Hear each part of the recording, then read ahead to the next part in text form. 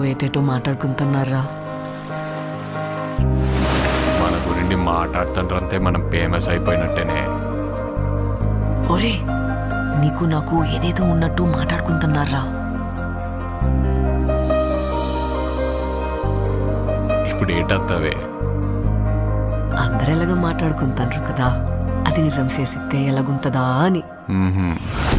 ఈ శివరాత్రి పండుగ నుండి రాజుగాడే మన తండ్రి. మనం పెళ్లి చేసుకుందామా? ఇక్కడున్న 3 నెలలు నా 9 నెలలతో సమానం. అంటే రోజుకి 3 రోజులు లెక్కరా. వద్దు రాజు, నువ్వు ఇంటికి వెళ్ళొద్దు.